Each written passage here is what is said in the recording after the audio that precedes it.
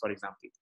And then taking some of those best practices into your community. You might be seeing on the screen, some people have distributed steel containers in apartments for putting kitchen waste, because in plastic containers, people tend to use plastic bags for putting the wet waste. Similarly, for electronic waste, you might be seeing a photo on the screen on the left corner bottom, where somebody's putting a bulb wrapped up in paper into an electronic waste box. So these are some simple measures which our speakers will also speak a lot more about, so I won't go into too much detail. More examples to think of, there are people who made these carts with wheels, so that the housekeeping can carry the waste around easily, and it's not very difficult for them. And also on the left side, you can see there is somebody who's carrying a black colored garbage bag with her hand in a staircase. Now that is a no-no. If you get the housekeeping staff to do that, nobody's going to be interested to compost, or so that's not like encouraging them to do better. And this is also like a general principle we follow, where we have, say, what do you deal with daily? You deal with composting daily, you deal with sanitary waste, which is very important to be collected every day, or reject waste. What do you deal with weekly? You can have weekly pickups of dry waste. Your cardboard, paper, plastic need not be collected weekly. And right now, actually, we are seeing in times of coronavirus, even this weekly pickup is not being possible, because people are not picking up waste, and collection agencies are facing lots of issues at their end because they don't have their warehouses open. We'll talk about that a little later. Then monthly pickups you can have of electronic waste, because electronics you don't get too much every day. And then we have some tips for collection of these items also. What do you put in a paper and give it out? Reject waste or sanitary waste has to be put in a paper with a cross sign on it, so that the waste worker knows that this is something dangerous, for example. And then composting is not only restricted to wet waste or kitchen waste. You can also compost garden waste, which is something very commonly done in many parts of the world, where you have simple leaf composters, where it's kind of like a mesh where you put your garden cuttings, clippings, grass, and everything into that, and then you compost it. Just that the leaves and the horticulture waste takes slightly longer to decompose, so it might not be as fast as wet waste. But even for leaves, like when people, we see around in Bangalore especially, that lots of leaf burning happens on the street. That is literally carcinogenic, and it's really bad for the environment. So let's stop that, and why can't we have community leaf composting pits, for example? And these are the last couple of things that I'll say, that closing the loop. When you compost as a community, or you do a waste management solution, you're not only solving the problem of your community, you're also solving bigger problems. For example, in this loop thing that you see on the screen, there's compost being produced in an AGA, which is a waste management or a composting product by Daily Dung. And the compost is going to the garden. If not, it's being picked up by a car and it's being taken to farms. Now, that is also something that as communities we need to know. Why compost? Because it's a proven solution of solving soil health problems. And we cannot stress it enough. Compost is an amazing material, and there needs to be lots more of it. And by the Swachh Bharat, even the municipalities have been told that there needs to be lots more compost produced in cities, that is then taken to farmlands in the state. If you go into too much detail of it, of course, you can get into what kind of nutrition is there in compost. Is it enough for the farm, or is it completely stops the use of chemical fertilizers? Those are bigger questions, but it has been proven that compost, if you put in soils over a period of years, it improves the soil health and improves better yield. So you're actually solving a food cycle problem now. You're not only solving a waste management problem, and a food cycle problem is a much bigger problem. And then this is the last thing where we have these two products. One is called AGA, which we've been making and selling for the last 6 years now in Delhi Dam, which has done really well in communities ranging from the size of 20 apartments to up to 400, or maximum we've done is up to 450 to 500 apartments. Gobble Max on the right that you see is being used extensively by strong or small apartment communities, 8 to 10 flats, or smaller organizations, or a small office with 50 employees. More in the future, in the coming months, which has been slightly halted by the whole COVID situation. So this is me, and this is what I wanted to speak about composting and waste management in general. What I'll do now is I'll pass on the mic virtually to San again, and San, we can probably take up some question and answers. Because we sent out we got lots of questions from people before the webinar itself. So we'll try answering some of those with our speakers. We'll also introduce them better now. And then we can move on to question and answers. And then I really encourage everybody to type in their questions into the chat window. No question is a bad question. I found this thing sitting in our thing. There are no stupid questions. So please ask more questions. You can just type in whatever comes to your head. And if we feel we are equipped enough to answer them, we will definitely try to. So over to you, San. Before I get started, Karnika, could you please introduce our speakers today? And I would request the speakers to wave so that everyone knows who's who.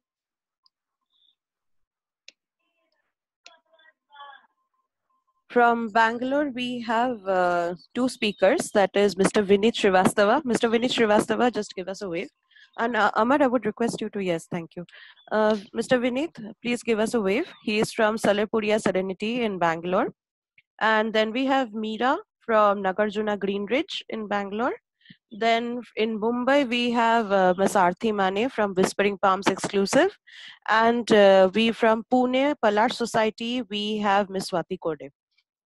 So all these four individuals, they are leaders of waste management and composting in their respective communities, and their communities are pretty large sized. Each one of them, say about average 100 units plus. So it will be very kind of important for each one of you to listen to what they have to say, to understand about composting in bigger communities. A lot of questions had come about how to do composting in larger townships comprising of very high population.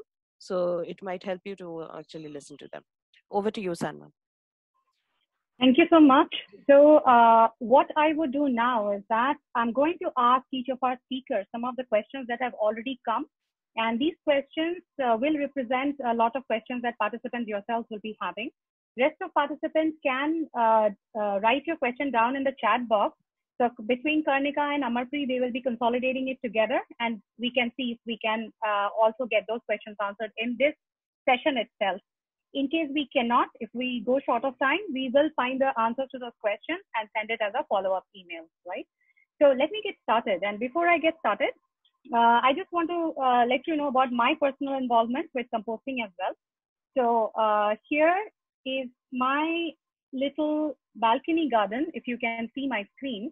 And it's a 50 square feet garden, and I'm growing here the usual, ferns and bougainvillea. But I also have the curry patta, papaya, bitter gourd, and all these other kitchen garden type of things as well. And what feeds them is my 2-pot compost. So what you see here, this is the water matkas that they sell on the roadside. So these are the matkas where they could not put the tap, it was some faulty. So they couldn't put the tap, and so they were literally throwing it away. So I just bought it from them, and this works for my, 5-member family's wet waste. And yes, there are issues of smell and all that stuff. Even sometimes my own family members say, what's going on? Do we have to continue this? And then what I do is I take them to our Raski Rani bloom, and that smell more than makes up for the little smell that now and then happens with the compost when water is more or whatever. So this is my Raski Rani bloom of yesterday evening, almost near Purnami. And yes, I mean there is such joy in converting your waste to something that nourishes such beauty and greenery in your home.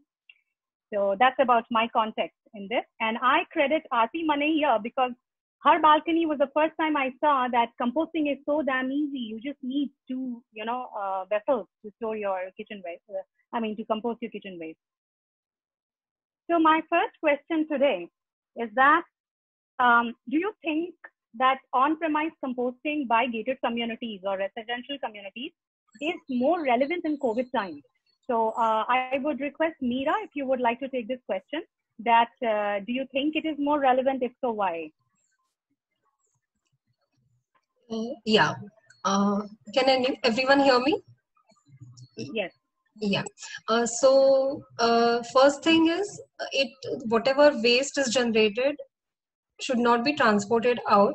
It is better if it stays within the community, I mean within the premises, so as to avoid, if at all any infection causing things are there, it doesn't get transmitted. So it is easy to detect any problem, if at all, and to deal with it. So it is very much relevant in COVID times, certainly, and in other times, it deals with the problem of carbon footprint. So transportation of what can be done in situ without spending extra energy on it. There's no need to do that. So in situ works well in COVID times, non-COVID times, both equally. Thanks, Meera. So in this regard, I'd like to bring up one learning we had in our last webinar last Saturday, was that, segregation at source, segregation inside the house becomes a lot more important during COVID times, because people must segregate biomedical waste, right? So the used mask or cotton or tissue that is being used by someone who's having flu symptoms, right? It is most important that it is segregated separately, of course, apart from our kitchen waste and recyclable waste. A lot of communities I know are kind of doing two things. One is the kitchen waste, one is everything else, right? But in the COVID times, it's absolutely mandatory that the biomedical waste is segregated out. So a lot of communities are taking this as an opportunity to implement their waste segregation more strictly into the 3 bins and 1 bag format that works the best. So my next question is that what are the rules, or is there any mandate around gated communities doing their waste segregation or composting? So I'd pose this to Aarti. Would you like to enlighten us on this? Yes. Hello, everyone.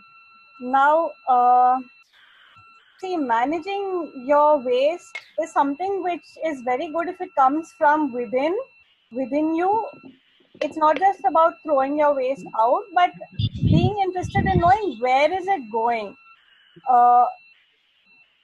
It's very easy to chuck your waste out. So there are many people I asked, like I've seen in the chats, there are lots of questions about how do you handle medicines. So I asked somebody in our area who is QC of medicine in a government municipality hospital. And she said it goes in the BMC truck. So I said, from there, where does it go? That question she didn't have an answer for. So if each of us thinks when we are throwing, where is it going? Then we will realize we will be throwing much less and we will be conscious about how we are throwing.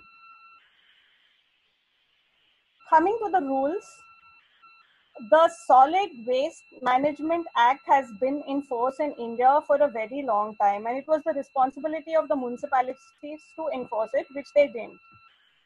I know way back in 2009-10, I had started composting at home with the Kamba in Bangalore. I'm originally from Bangalore, and I started composting with the Kamba. And I tried to get my apartment to start doing it on a bigger scale. And the first question was, we do not need to do it. PBMP is taking our waste, so why should we do it? Now that is a tough question to crack, because yes, it's not being done. And if you don't feel for it, then it's very difficult to convince anybody to do it. Anyway, subsequently, I am now in Mumbai, and I've been composting on my balcony all these years. And people come and see. Sangeeta is one of the few who has implemented it, but many people come and say, oh, so nice, can you give me compost for my plants? But getting to do it themselves, I think I can count on my fingers how many are actually doing it. So unless it became mandatory by the government, this is something which I don't think would have voluntarily been taken up by too many societies. And in Maharashtra, October 2017 is when the Maharashtra new waste management rules came into place. And it became mandatory for buildings generating more than 100 kilos of waste to do it within their premises. So there was a big scramble, and everybody was looking for machines and different composting solutions, which is how composting has started becoming popular in Mumbai. Because many of the buildings were not doing it, as time went by, the municipality has sort of relaxed it and said that if you do not have space, because as you know, space is very valuable in a city like ours, and there are many old buildings that do not have space. So it's not officially put on paper, but if you are doing segregation and if you are sending your wet waste to a site where it's either being made into biogas or compost, then that also is acceptable. From December of 2019, the municipality in Mumbai is giving property tax rebates to people who are ensuring that their waste is being handled properly. If you're doing proper segregation at source, you get 5% on your property tax. If you are doing wet waste composting within your premises, you get another 5%. And if you have an STP and are doing rainwater harvesting, which is applicable to newer buildings, then you get another 5%. So in effect, you can get 15% off your property tax in Mumbai if you are adhering to environmental procedure. Just to add to it, San, from a vendor's perspective, because we've been doing composting with communities in over 20-25 cities in India, and some more than 5,000 places that we've installed.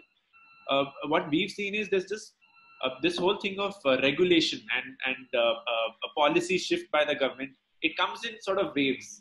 Suddenly there's a time of 5-6 months that a lot of talk happens. Then it kind of dies down after that and people get disinterested. So, and we get customers who have very different intentions for composting. There are people who only want to do it for environmental reasons. They never really even thought of regulation. But then there are people who only say, okay, now we've been regulated. And we've seen when that regulation push comes, even the business surges, to be honest. I mean, it has impact. Very good, well-directed policy change has very good impact on the ground. But then it doesn't sustain. And that's the part that really needs solving. How do you sustain these regulations? How do you how do you make them robust enough that people don't push around it or there's not a pushback? And how do you make good solutions accessible and the information more easily available? Because what was also seen was when that whole surge happened, there were lots of machines that were sold and which later on turned out to be really bogus machines too. And then what happens is people feel, oh, maybe this composting is not great. Like it's, and then that whole thing dies down. So that is our experience in that. Great. Thanks. Those are great inputs. Swati, what do you think are the main differences between a single home doing its composting and a composting being done by the whole residential community at a larger scale? What are the differences that you've come across? You're on mute. Hello, everyone. This is Swati. Yeah. Yes, Swati. The difference between the community, the small composting and the community composter is, as it's obvious that the personal composter is a personal choice, and generally it is taken up by people who are really initiated. But when talking about, just pulling the thread from what Aarti said before, that about the mandates. So we are in Pune, the Pimpri-Chinchwad Mahanagar Palika or municipal corporation. And here the rule is that if there are more than 100 households, that means what she said, 100 kilo of waste, more than 100 kilo of waste, then you have to digest your own wet waste. Now you choose whether you want to, impose people or tell people that you do it on your own by, using the personal composter, or install the community composters, right? So what happens? We have taken the big agas, the community composters of Daily Dump, after a lot of research. I mean, we went through all these, what he spoke about, the bogus machines or the machines which tell you that one day, the garbage in and within a day compost out. It cannot happen. The baby which takes 9 months to be born cannot be, produced in a month or a week. It's like that. So we wanted the totally natural procedures. So we went in for the community compost. The major difference, of course, I mean, those who are initiated, when you have your own compost, I have both. I mean, I started with my original own composting. Now I use it for my own experimentation, which is for the society. But our the big composting system, that is, we have 22 agas installed in our society for 295 houses. Now, the thing is, when it is a community composting, then you can make a rule at a community level or a society level that you are supposed to segregate your waste and keep your wet waste out. So, and then we keep a check on that. Whereas on a personal composting, we cannot keep a check as a committee member or as a management committee. So it's a personal, again, there are some people who are, despite having contributed for the community system, they are still following their own composting at home. That is for hobby and their own, passion. So this is the difference. And then yes, it is for a majority of people who are not really initiated, who don't think that your garbage is really a resource. They think that garbage is, once it is, dropped from your hand, they just, they don't want to even think about it.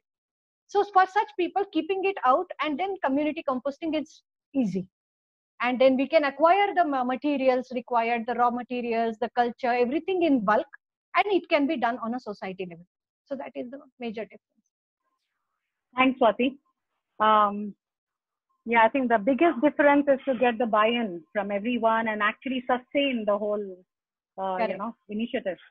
Starting is easy, I guess. Sustaining it year on year, that's the challenge. So on that point, I come to my next question. This is to you, Vineet. There are two things that are happening related to solid waste management today. Is that first of all, everybody's at home. People are working from home. Students are learning from home. So number one, waste being created is more. People are eating less outside, and more cooking happening, more kitchen waste happening. On one side, that is the situation.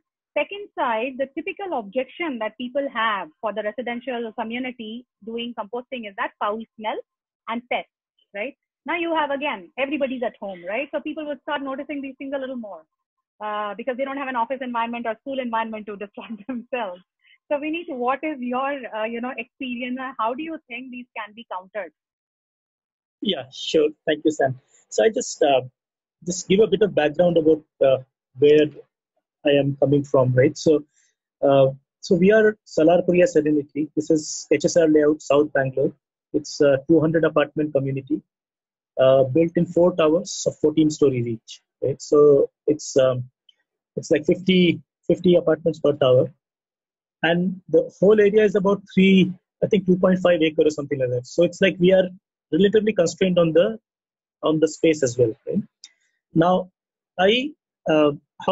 so my touch with composting was also at a personal level. I had this khamba in around the same time frame as one of the speakers mentioned. 2010, I think, I got my first khamba and I used to compost at home, right?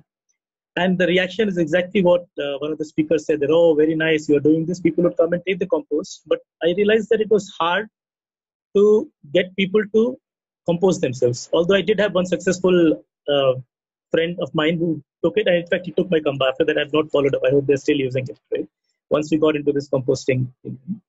Now, we as a society, we started with dry waste segregation way back in 2013, right? So that was a time when ITC was getting into it, and so we started sort of dry, and then around 2015 I think we went to a composting solution that was largely driven because there was this wave of regulation from BBMP, right? But in our society there has been a motivation to do composting. So we tried a machine for a while, that didn't work, and after that we have been, I had always been sort of pushing Aga because I'd been using the khamba.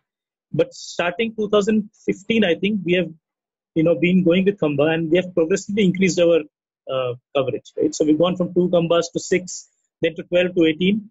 To very recently 22, right? So right now we have 22 Agas installed in our complex, and with this we are hoping to cover 100% of our waste. Right now, actually, this number of 22 Agas seems a bit high in a way. So we have been also a little bit puzzled, but our guys, maybe because of the factors you mentioned, we are probably generating more waste than what anybody had thought.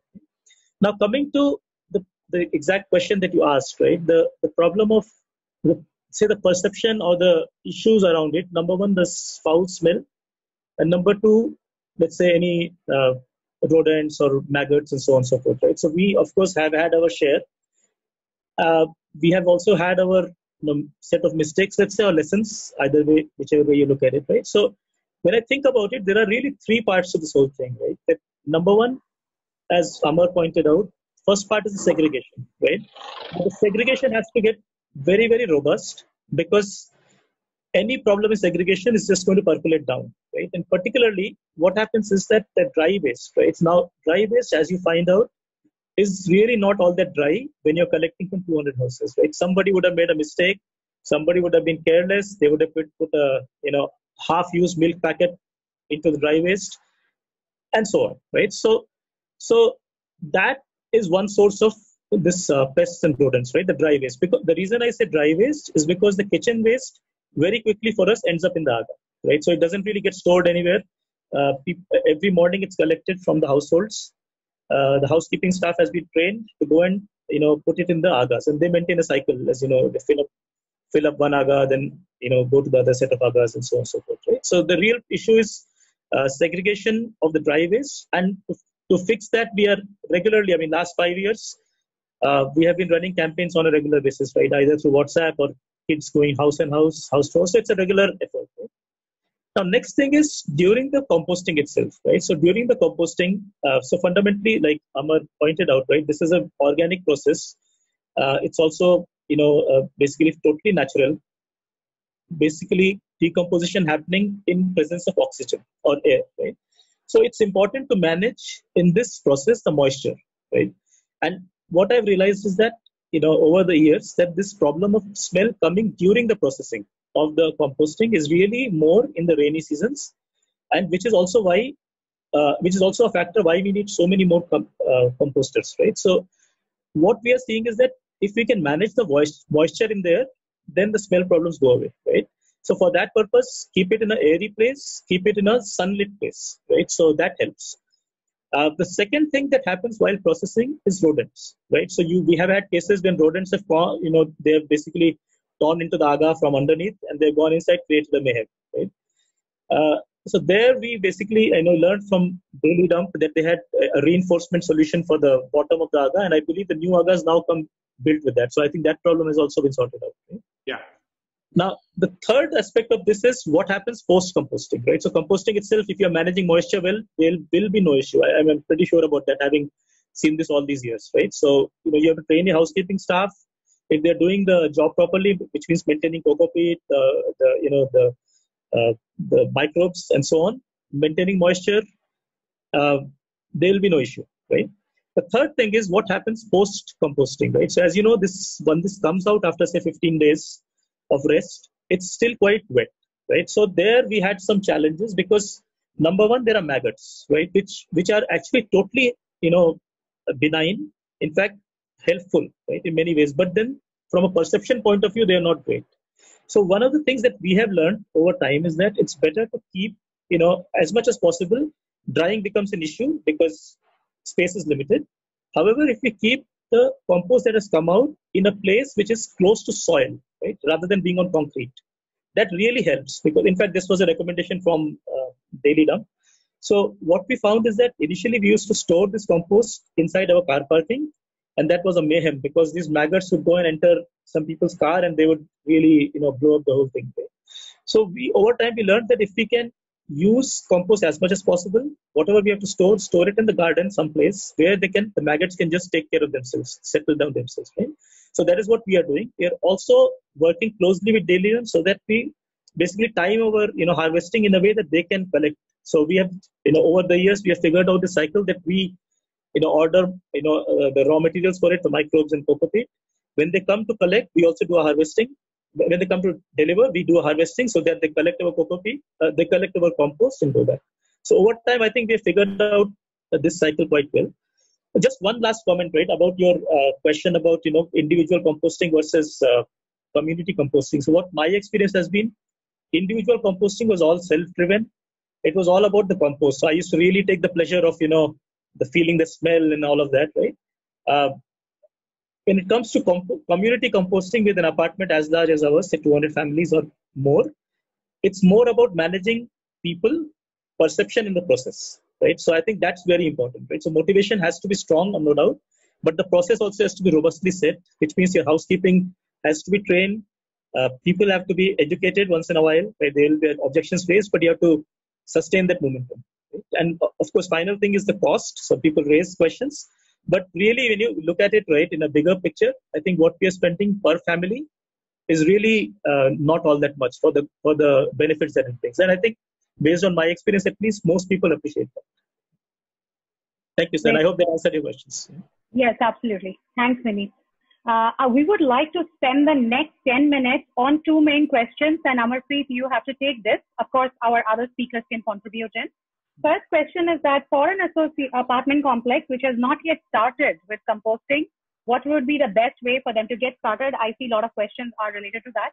The second question will be apartment complexes that started, gated community or apartment complex, who have started, but for any reason they abandoned in between, right? They may have invested in infrastructure and all, and they have abandoned in between. How can they restart? And it's very relevant because I know of communities who abandoned it because those champions, right? You said that you must have those champions in managing committee or residents who push it continuously. They probably were traveling for work, this, that, and they could not really give it as much of time. But now that everybody is within the community, a lot of people find that okay, we can actually restart it, right? So these are the two questions. If you could first take on how a community who has never done in-house composting can get started. Yeah, so like we discussed also during the presentation that I was giving, so those 5 things that you need as a community. Firstly, to get started, segregation is important. And the best practices that we've seen is if because I'm also seeing comments that people are saying, oh, it's very hard to convince people. So, and as Vineet rightly mentioned, it's a people mindset problem as much as a waste management issue. You have to be innovative. We've done many of our communities. We've done like even late night meetings. We've been there on a Sunday morning, gathering everyone, doing activities around worms. We do with children. And then we involving children in some communities, we called the children the waste police, literally. And then they would go down knocking each door and saying, we are the waste police and you have to segregate. Although it sounds, far-fetched, but it really works. And sometimes as a community, you have to kind of balance between, using a stick sort of a thing, because we've seen associations say, any household not segregating will be fined or will be closely monitoring. They use the housekeeping staff's help for that. And I don't know, even they could use addas. You guys have a platform where the community talks to each other. And I've seen people kind of send out reports like, oh, house number 101 or house number 595 has not done it on a common platform. So then people are like, oh shit, my house name should not come onto that thing. Even that has happened. So it's always a mix of very voluntary work along with a bit of regulation at the society level to get people to segregate. Now, convincing about composting, first thing that comes to mind is financials, which we've also spoken. Some people are saying, talking about it also. In terms of finances, like I mentioned, and this I'm talking of only daily dump. Say you are spending about 3,000 rupees as a family, per family for composting. So if you have, say, 100 families, you're spending about 3 lakh rupees for the solution as an apartment complex. Usually because usually our take on the thing is, okay, 3,000 per family is... How much are you at this man? Yeah, sorry, there was a disturbance. So usually our take on the whole thing is, okay, if you're spending 3,000 rupees as a family, that's literally as much as spending on when you go out for a dinner, for example. Now, of course, that's a dangerous thing to say. People usually say that, it's society fund. Why should we spend even 1 rupee extra? There should be a tax rebate and all that. But we still kind of stick to our rhetoric because we really believe in what we are doing. And we say, in the long run, if you're saving so much waste, thousands of kilos from going into the landfill, and you're improving so many waste workers' lives, 3,000 is really not enough, not much in that sense. But of course, that being said, societies also, when they're going for a composting solution and they're convincing each other, it's very important that and that's why we are doing this webinar also. It's very important to speak to successful communities. We see that in order to convert a community to compost, we get them to meet our old customers. We get them to go to those sites, speak to the people there. And I think before you buy any solution, be it from us or anybody else, please speak to at least 5 customers of that solution and see what their experience has been like. You'll see that there are different experiences, but if and then you'll feel much more confident. So maybe getting the community members together, and we've done that on a lot of Sundays and Saturday evenings, where we've taken people to our existing communities and taken them there and kind of trying to convince them that you should also do this. We've also tried things like, say, a trash trail, which is like, a tour of the city, but from a waste point of view, taking them to the waste collection center, showing them. But that's kind of like far-fetched. That's more on an interest level if some community wanted to join. But then those are the various ways in which you can kind of convince people in your community. But at the end of the day, I mean, any of these association, a lot of association work is actually a very thankless work, and I'm sure many participants right now would agree to that. It's you really have to believe that what you're doing is good for your society, your complex, and people around it, and really do it, because people do ask questions, and we've also had people fall out and not go for composting, even though they were very confident of doing it because of that. As a percentage, if I give you numbers, from all of our customers, less than 5% have actually dropped off composting. So every 100 societies, I'd say 4 to 5 societies drop off for one reason or the other. Usually the reasons are, say, for example, we mentioned maggots or worms or rodents. Now, as Vineet also mentioned, that is very, very related to the amount of moisture there is inside your compost pile. And for everybody's context, what happens during a composting process is that you're putting in waste into a composting solution, and you're covering that waste with a thing called as cocoa peat powder, which is basically like a carbon source for the composter, so that carbon mixes with the nitrogen in the waste and it finally forms compost. So that's the reaction that is happening. So what happens is that cocoa peat, although we are able to sell it throughout India now, there was a time when we were not doing it. So people were using alternate materials. So if you use dried leaves for composting, because dried leaves are also great carbon source, but they might not be able to absorb as much moisture as, say, cocoa peat. And because that moisture remains inside, the smell comes, the rodent comes, and then that whole thing goes for a toss. So that is one common occurrence that happens. Usually these problems are very easy to solve because the process is so easy. You are just putting waste and cocoa peat. So scientifically speaking, these problems are very easy to solve. All you need to do is add more carbon and mix it. So basically that means adding more cocoa peat, mixing it, it becomes drier. The smell goes away, the rodent goes away. But at a societal level, I do understand it usually creates a havoc. The person whose house is very close to the composter writes on the group saying, I don't want this anymore, just take it away. And then it sort of spirals down. But then, so that is a very common problem for which we are usually called, and we do service visits to go and correct that. Apart from that, a change of housekeeping staff also is a reason where people have stopped for a bit, where some societies we've seen where they don't associate with facility management companies, they just hire local people as housekeeping. And housekeeping goes away, say, after 2 months of operation, then again we have to go and retrain the staff. So that also we've seen, but then in that case we do have reinstallation and training services that we offer where people can call us, and even in other cities in India and we go and train them. That's the second reason why people stop composting. And apart from that, a change of management committee I've seen very rarely leads to a stoppage of the process, because once you have something that is working on autopilot, no association would want to come in and just say, oh, let's just not do this anymore. It's usually the process smell that comes out sometimes because there's too much moisture inside, or a change of housekeeping that leads to it. So those are the things that I can think of that leads to stopping the thing. So Amar, do you at Daily Dump have any services that can handhold communities which want to restart their waste management, even though they may have already invested in other infrastructure, they purchased some other composters and all that? We don't have the bandwidth to do on-site services because we're already full.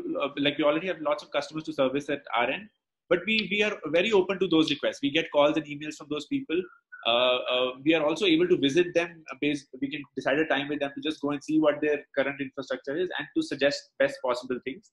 We have people also that live in larger, say, villa complexes where they have individual homes, but those are on outskirts of the city. And over there, people usually use these because there's so much space. They just dig pits into the ground, and even there we've gone and they take our coco peat powder to compost in those pits, because the selling of the ingredients is completely separate, and the product that you invest in is completely separate. And it's good actually that I mentioned it, because the reason this coco peat thing is, so coco peat, I hope everyone knows what that is, but it's basically, the fiber of the coconut that falls down in coconut farms. It's basically powdered later on, and then it's considered a very good material to absorb moisture and help in composting of food waste. In fact, it was not many years ago that coco peat was considered waste itself. It was being burnt in coconut farms, but then this whole composting thing started, it started getting much more use, apart from only gardening. It's also used a lot in gardening. But sometimes people, I saw one comment where somebody said that we can also use compost, because compost itself has a lot of carbon. You instead of using coco peat, you can later on start using your own compost as an additive. It's absolutely true. You can use compost as an additive. Also, your cost of using the system will come down a lot, but it could create problems of smell and rodents. There is a possibility, and so usually we suggest our communities to mix it up a little bit, like take 50% coco peat and 50% of compost, if in case you want to reduce up your cost and you want to consume your compost with the process as well. Yeah. So yeah. Great. Thanks, Amar. So we are nearing closure. I have one question for all the speakers. Those of you who have implemented community composting, it's been your labor of love. You get nothing out of it. So what we want to know is that, do you recall that one rewarding moment or the happiest moment that glad I took all these effort and the brickbats from the residents and got it done, So if we could hear from each of you, that would also, probably strengthen the resolve that, the 130 odd participants here, that we want to get it done, and, give us the inspiration to fight the battle, because it would be sort of a battle to get it done. We'd really like to know. I'll go in alphabetical order. So starting with you, Aarti. Sorry to interrupt, Sam, but what I'll also do is I have pictures from all these communities that people are from. Achha. So I'll project that also side by side, just to show people when they're speaking as well. Great, audio visual, sure. Yes, Aarti. Yeah, speaking from the point of view of our building, when people go to the local municipality, we are in R South Ward, and when they have an issue with their waste, it's very heartwarming that the assistant engineer and the assistant municipal commissioner cites the example of our society. And we've had innumerable people coming and visit. We in fact had a whole field trip. Children go for field trips to museums and places like that. But in January, we had a whole class come to our building to see our waste management setup. So I think these are the small things which make you feel that what you've done has sort of made a difference, because I do think that it's the children whom we need to get at. It's very difficult to change the behavioral patterns of the adults, and if the children who are like in grade 3, 4, 5, those are the ones who I think can bring about big change in the years to come. Super. All right, so going over to Meera. Yeah, so the biggest achievement, a tangible award we got was in 2018. We won the Times of India's Maiden Green Ganesha Award, because for that we were evaluated not only for eco-friendly decorations but for our overall eco-friendly practices we have adopted. So this large-scale agas which were installed, they saw the examiners. When they came, they saw it made a indelible mark on their minds, because the best thing I would like to tell you about Aagaas is it beautifully blends with the your landscape. We have a very coming. Secondly, we also won the Lal Bagh's prestigious Best Ornamental Garden Award in 2018. So we have a very huge landscape garden where the compost gets used up very smoothly. We don't really have much left over. So that also solves, that is also a big reward. And secondly, the Aagaas, they beautifully blend in your landscape garden. So you don't really need you don't really have to look for a space where you can hide it. You can keep it out and open. It evokes curiosity among visitors. Then it is a wonderful experience in explaining them all the process and everything. And the feeling on their face, the happiness they get, it's quite rewarding. So this has been our experience, where you have tangible benefits and intangible benefits as well. Thanks, Meera, for sharing that. Award reminds me, we at Adda have a Rise High Award for apartment complexes, and one of the sections is waste management. So in fact, the Spring Palms was the winner in the last year's Rise High Award for waste management. So yeah, there is that trophy also. Great. So Swati? Hello, yeah, we are from Palash. And for 2 consecutive years, we have won the award of Santulit Paryavaran Society by the PCMC, that is Pimpri Chinchwad Municipal Corporation. And the best part of the award was that we got 25% rebate in our property tax.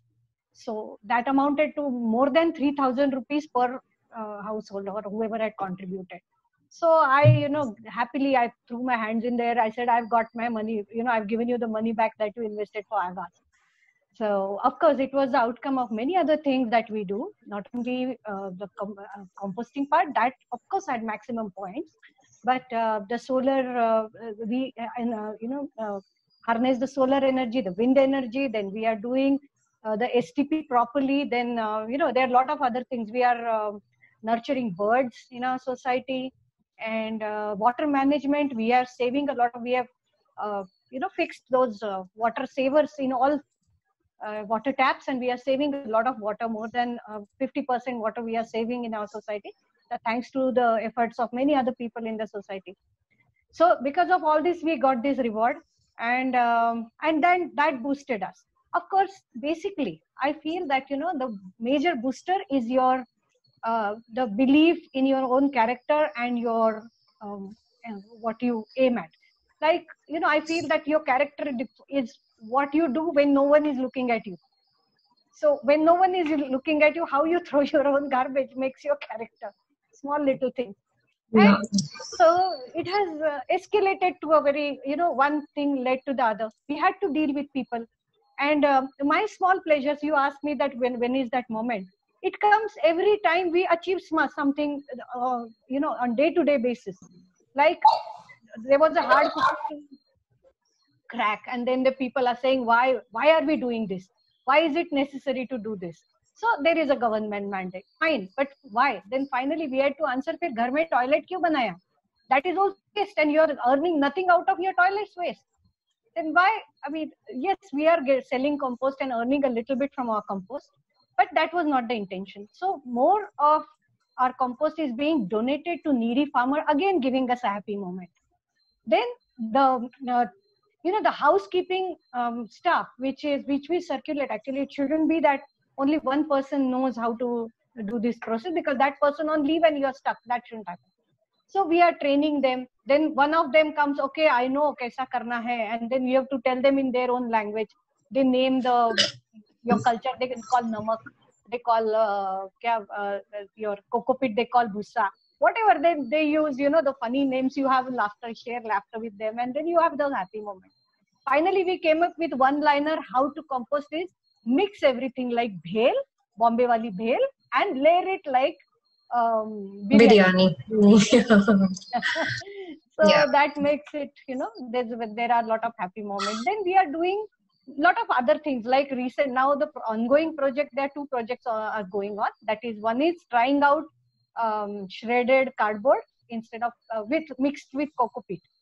That is happening in my personal composter.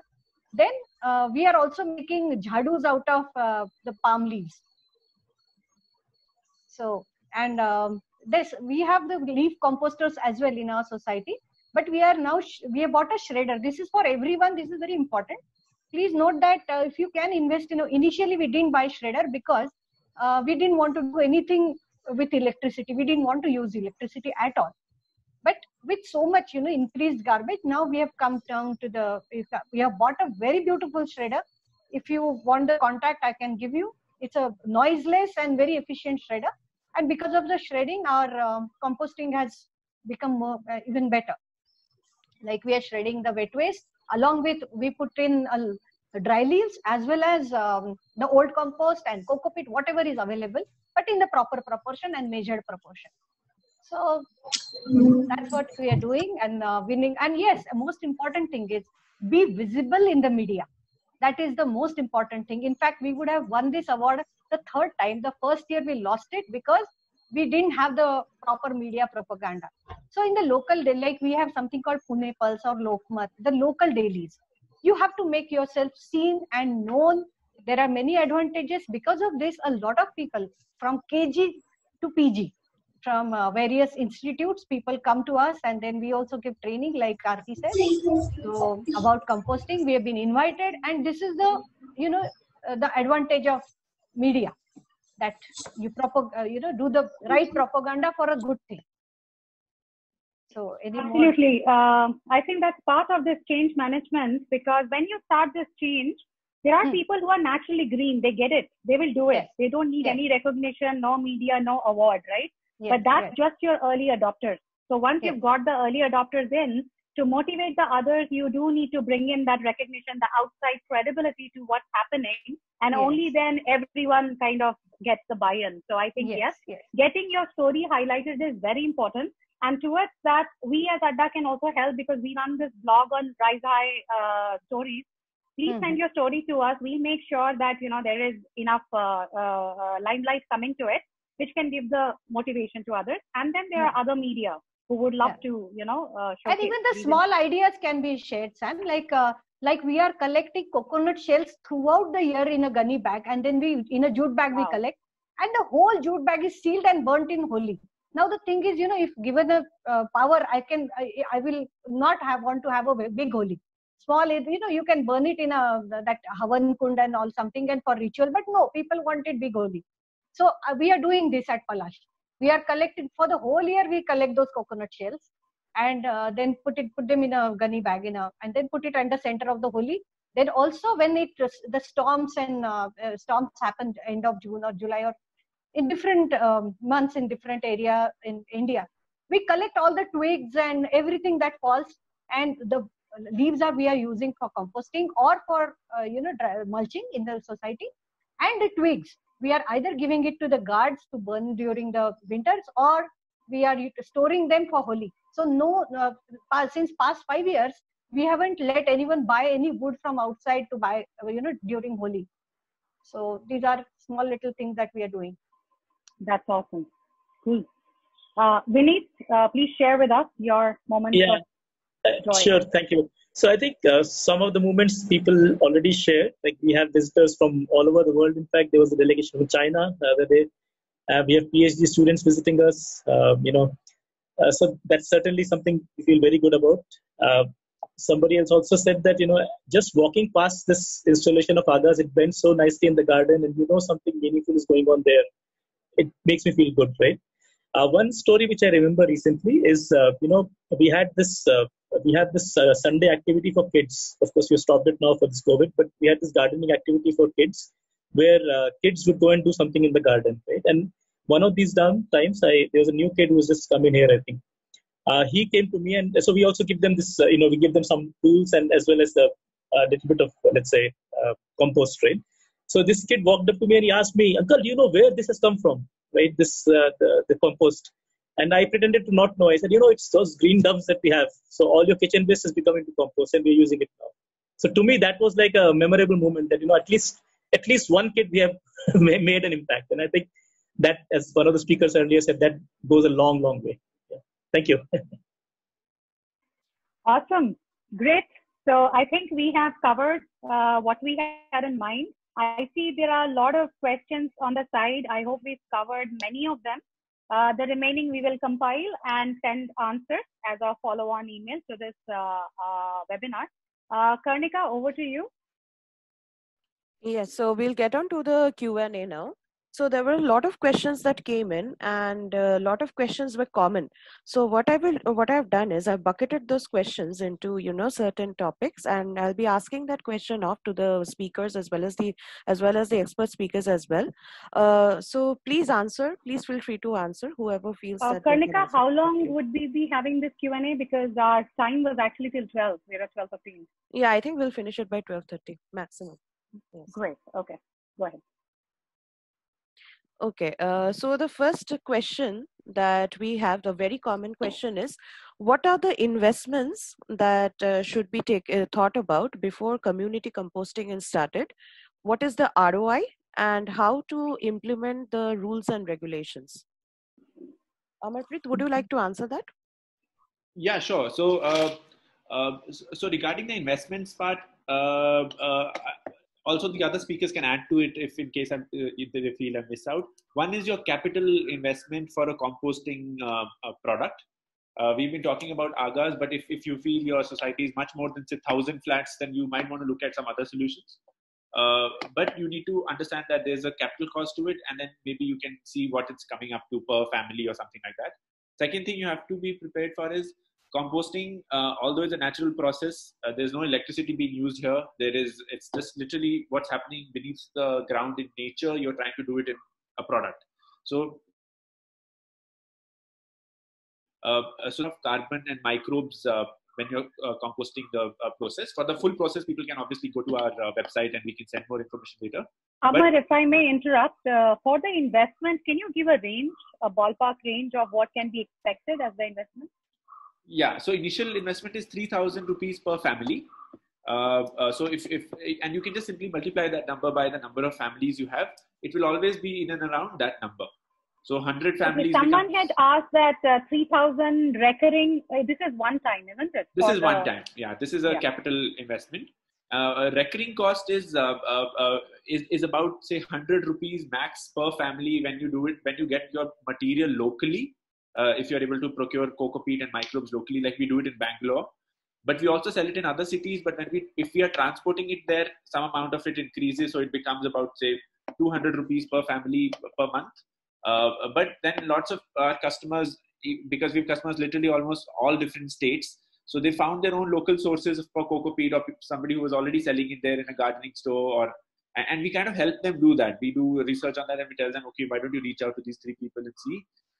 Ms. Swati can also, these guys in Pune have done wonderful work in procuring coco peat there locally, and it kind of runs on autopilot. So you don't really need anything from Daily Dump anymore. So that is the second investment. That is a per month recurring sort of a cost, which is not much. And then when you talk about people as cost, so you already have housekeeping staff that comes in to do cleaning services or, just managing the place around. We've seen that staff itself can be given this task of composting, because anyway they're collecting waste from each house, they're bringing it down and they're putting it in a common area. What they do now is they bring it to the composters and they put it there. So from my experience, very rarely have I seen a need to hire more people to do this.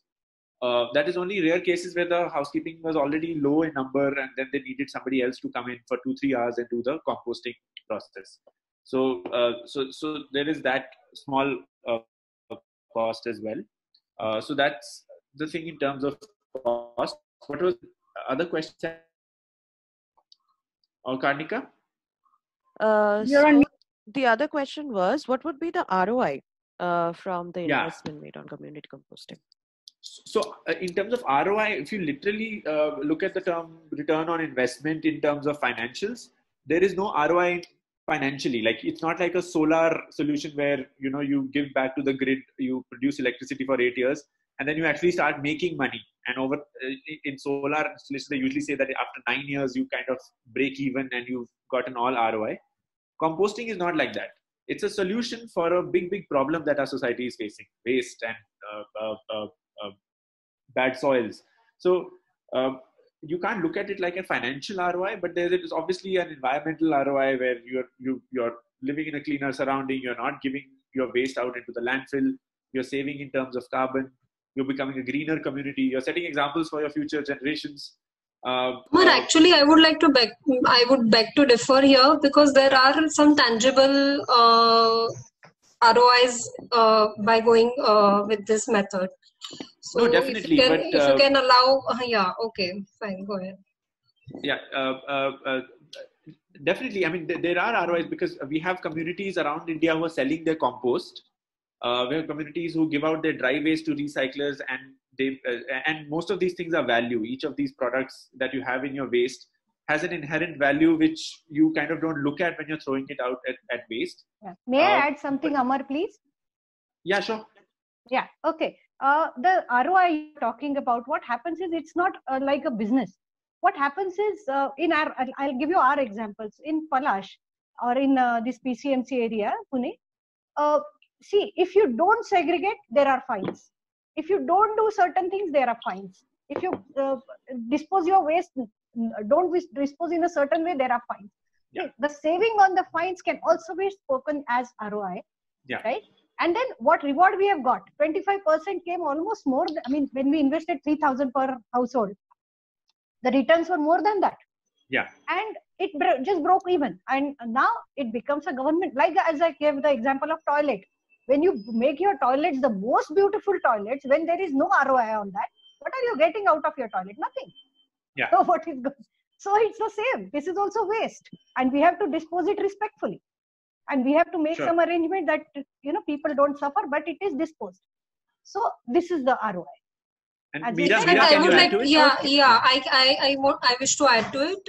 See, my answer would explain. I mean, like deal with two questions. Like those who are having trouble starting off, where management committee members are not very much interested in starting up. The enthusiast can show them the ROIs, I mean the predicted ROIs, in the way that you have to get the details of current costs, I mean current amount you're spending in getting rid of the waste. We are a society of 338 flats. If we take the services of an empaneled vendor, we have to spend nearly 45,000 rupees per month just to get rid of our green waste. So 45,000 into 12 is about 5,40,000. And for the entire to manage the entire community waste in Agas, we have spent about 10 lakh rupees one time, and we spend about 10,000 per month. So if you do the math, within a period of 2 years, you're going to break even. And if you continue to, if you continue to spend beyond 2 years, if you continue to spend the money just to get rid of the waste, you can, this explains the tangible part of ROIs. So that's how most of the MC members are the finance guys, and if you explain them the things in their own language, it will be easy. Okay. Yeah, if I can just add a word here,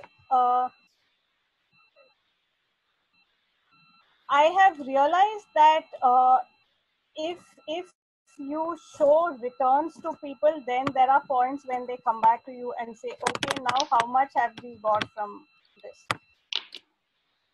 This whole thing of, yes, showing capital investment and showing how much you would spend is applicable when now it is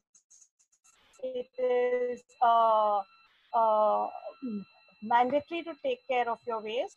But there are societies where people do not mind that, and they just do not want to do composting because there are smells involved, and they don't mind it going to some other place because the government is presently allowing it. So in these cases, I think it is just that environmental impact that you need to show. It's a little dangerous to show how much money you're going to get back, because at some point people need to realize that this is an infrastructure cost. Like Swati said, it's like the toilet. It is a cost, like your electrical maintenance, like your pumps, like your water tanks. This is something where you need to spend. And the sooner people get to realize that this is part of the infrastructure, the easier it's going to be in the long run. I think Swati Madam ka toilet example is going to be used by a lot of people. Huh? It gets home hard. Okay, thank you so much for those answers. Okay, we have another small question. That is, what about the greasy food leftovers and non-veg food particles in regards to composting? How do you get rid of those food particles? They all go composted. They get composted in agas. No need to do anything separately. Okay, and the rest of the majority of the questions that we have come up with about how to start composting in a community. Karnika, yeah. if I may just add, the advantage of a natural method of composting is that you can put in almost anything. Whereas when you have the machines, then you need to ensure that there is no plastic, otherwise it's going to get burnt, and there are lots of other problems. Because I've heard of places where the machines have broken down because there was a bit of dry waste, plastic waste in it. So the big advantage of going with a natural based solution is that it can take all your natural stuff in. You don't have to worry. Yeah, I think I would like to add to this comment, right? One of the reasons, especially in a big community, it's important that the solution remains what I call idiot proof, right? I mean, so somebody puts a metal spoon in this by mistake. It happens by mistake, it is happening every day. That should not break the sin down. And I think Aga is very robust to all of it. Yeah, that's absolutely taken. Okay. Another thing, so we have covered most of the things in the webinar, that is about the bad smell, the maggots, the insects, and the rodents. We have also covered questions that have come regarding individual composting, community composting, as well as segregating waste properly. One question that we perhaps did not address was, if a community wants to do entirely leaf composting, how should they go about it? So perhaps Amarpreet and the rest of the speakers, you can pitch in with your answer, with your experiences. Yeah, Meera, you want to take this because you've done leaf composting? Okay, I can't see. Sorry, I hope I don't come across as a very pushy one. So it's just that we have like very rich experience. So we have bought these leaf composters from Daily Dump. Again, I would say, I like to highlight that just like Agas, they are designed in such a unique way that they blend beautifully in the landscape. You don't really need a place to hide. You can keep it out and open. And all you have to do is just go on dumping the leaves, dry leaves, layer them, sprinkle with microbes, and pour over some water in the dry days, and in rainy days you don't really have to do anything. So it takes a while, it takes long for this forest garden waste to decompose due to its nature, high cellulose nature. But it works. And from my other experience, I have one more solution to suggest. That I grew up in Pune, and Pune has this social venture called Samuchit Envirotech. They have this charring kiln, which is a simple iron box, and we have that as well. I had it transported all the way from Pune to Bangalore. So the less than 15% moisture content, that type of garden waste can be burnt in it within a span of 15 minutes, and all that is left behind is pure char. So it is a thermal decomposition, whereas composting is the biological decomposition. So people can check out, I have written it in the chat box, where interested people can check it out. There are very elaborate videos about that charring kiln. So you can make use of that as well for the garden waste. So these are mainly the solutions for leaf litter we get in our gardens. So yeah, Amarpreet Okay, I Yeah. will. can add more to it. Amarpreet, do you have anything to add to this one? Yeah, so in terms of leaf composting, like Meera mentioned, you don't really need coco peat in that because they already have so much carbon. All you need is some amount of microbes, which is a bacterial culture to fasten the process. And you put your leaves in basically like an open mesh structure and put the microbes, and you occasionally water it. And rainy season it works wonders for leaf composting, and it comes in different sizes. But of course, if you have too much leaves in your premises and you don't have that much space, then you might have to look for other initiatives in the city where they are doing leaf composting on a larger scale, and you can send your waste maybe there. Okay, we'll move on to the It next. always it always helps to shred the leaves if you have a shredder. Like in our building, we've got a Yeah. shredder. So if you shred the leaves, the volume dramatically drops. I mean, it becomes less than half. Yeah. And then you just compost it the way that you normally do. Leaf alone will take more time. But I saw a question about how to compost coconut tree leaves. So it's the same way. You just need to shred it, and then once it has a bit of moisture, if you don't have microbes, you can use cow dung slurry, and it will work fine. Okay, so it's 12:30 now, so lunchtime. We will close the webinar here for today, and all the questions, we have collated the questions. We will be taking in the answers as well when we will collate the answers, and we will send you a takeaway mail as well. So in case you feel that you have missed out something and you did not get the answer that you were looking for, please do keep a watch on your mail. You will get all the answers to your questions. Okay.